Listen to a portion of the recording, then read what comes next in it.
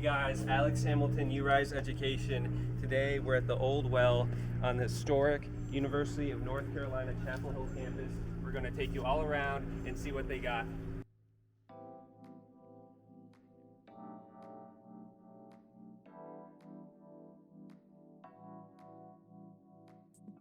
North of the Old Well is McCorkle Place, a park that starts between the Old West and Old East residence halls. Across the road is the South Building. The South Building is one of the oldest on campus and home to the university provost. As you head south, you'll walk along Polk Place, the heart of campus, where you'll find the Campus Y, home to various student organizations, and bounded by Memorial Hall, which hosts performing arts events.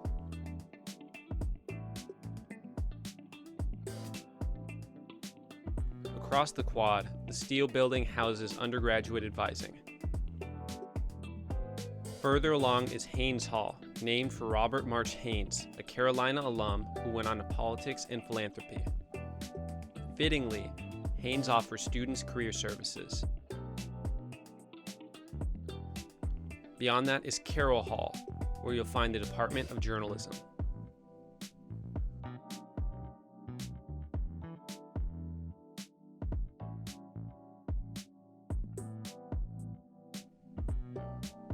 South of that is Murray and Venable Hall. Murray holds marine sciences while Venable holds chemistry.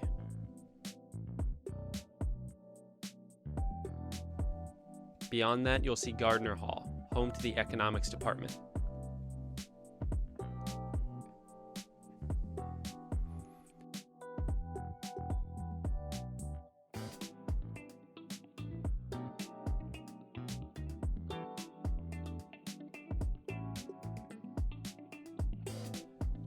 Near the edge of the quad is Day Hall, home of the English department, as well as those of several languages.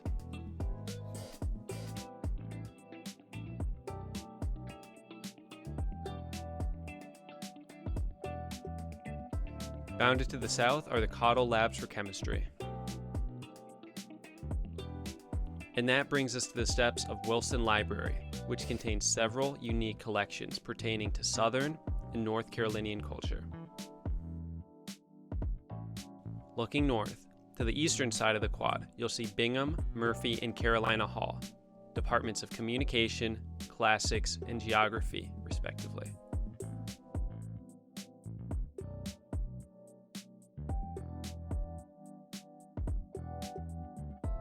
Walking toward South Road, you can find House Undergraduate Library, which hosts the Media and Design Center for artistically minded students. Along the road is another famous UNC landmark, the Bell Tower, which carries the tradition of the senior bell tower climb atop the tower's 128 steps.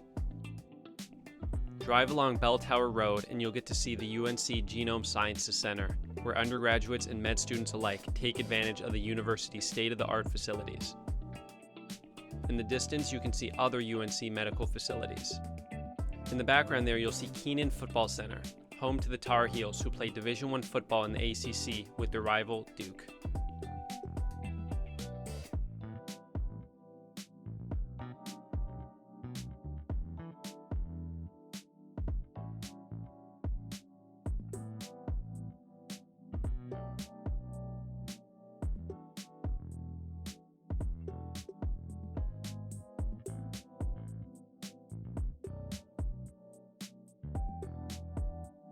If you keep heading south into Carolina country, you'll find one of the most esteemed landmarks on campus. Up these steps is the Dean E. Smith Center, named after the legendary coach of the Tar Heels basketball team. Coach Smith was one of the most successful coaches in NCAA history. His most notable protege is none other than Michael Jordan. So, now that we've learned a lot about the University of North Carolina at Chapel Hill, how do we go about applying? If you're not a North Carolina resident, then the acceptance rate is around 15%, which is extremely competitive. However, since the University of North Carolina is a state school, that leaves some options when it comes to the application. One option that's available is early action. Unlike early decision, which is found predominantly at private institutions, early action is non-binding. So by selecting early action, you are going to be able to apply earlier in the fall and receive your results earlier, typically in January. By applying early action, you can showcase to the admissions committee a greater level of interest because you have taken the time to submit all of your application materials in an earlier time frame for their convenience. At the same time, by applying early action, you're going to be considered in a different applicant pool than you would be if you were applying regular decision. Speaking of which, RD or regular decision is another choice you could use to apply to the University of North Carolina. By applying for the January regular decision deadline, you're going to give yourself more time to submit all of the needed documentation for the application, although you may be placed in a larger applicant pool when it comes time to review the applications. The University of North Carolina also gives options when it comes to the essays. You'll see 4 essay choices, each requiring 250 words, and you have to make the decision of which two to write. Here are those 4.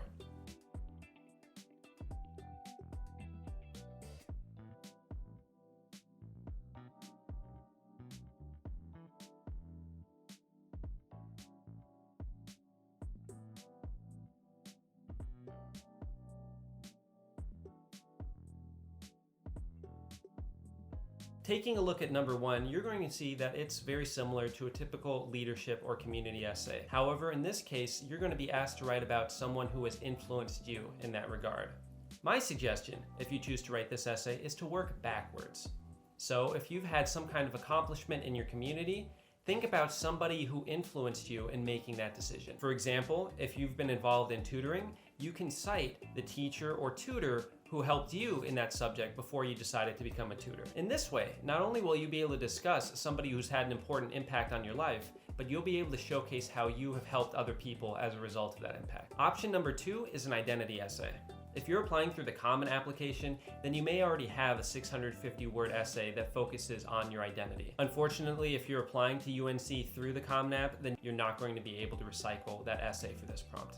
However, there's still a number of ways that we can use to approach this prompt. If you're part of a group or organization for students of a certain race or ethnicity, then you can talk about that group and your contributions to it in addition to your personal experience growing up with that identity. Similarly, if you're involved in a religious community, then in addition to talking about how that religion has influenced you and your family personally, you could talk about the contributions you've made to the community, as well as to those outside of that community.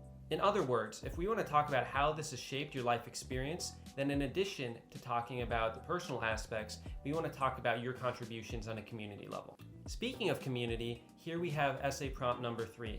How would you like to improve your community? Now, this is unlike a traditional community essay because it gives you room for expansion, being a hypothetical question. You are not limited by your current experience, and you can extrapolate, for instance, through your academic interest. Let's say you're interested in environmental science. Then you could talk about how you hope to make your community greener in the future. Or if you're interested in sociology, then we could talk about how you, being someone who's interested in the subject, may try to reduce the inequality in your local community. The important thing for this question is to lay out stepwise what exactly you hope to do. If you hope to make your environment more sustainable around you, then talk about the steps needed to accomplish that, from garbage collection to education, all the way through government policy. This will also give you a chance to highlight anything that you've already done in your community from which you could use as a springboard to talk about what you will plan to do in the future.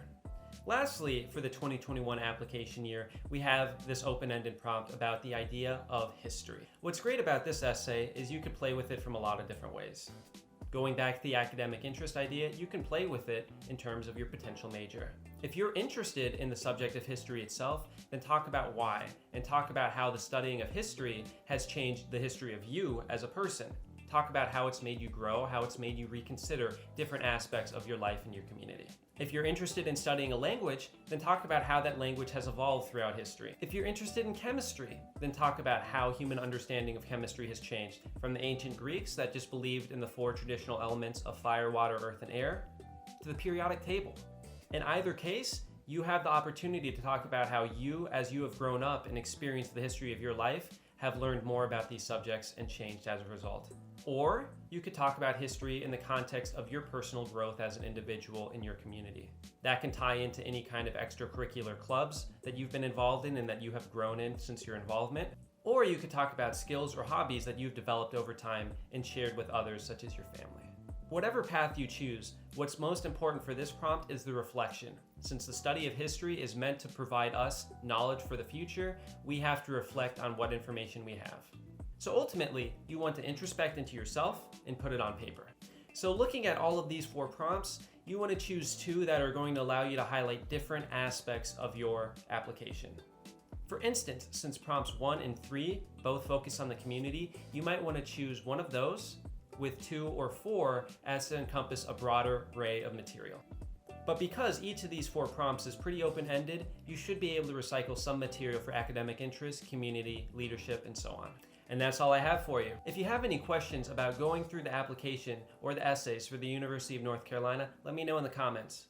Also guys, subscribe if you haven't already, and let me know what school you'd like me to cover next. Until then, I'll see you in the next one.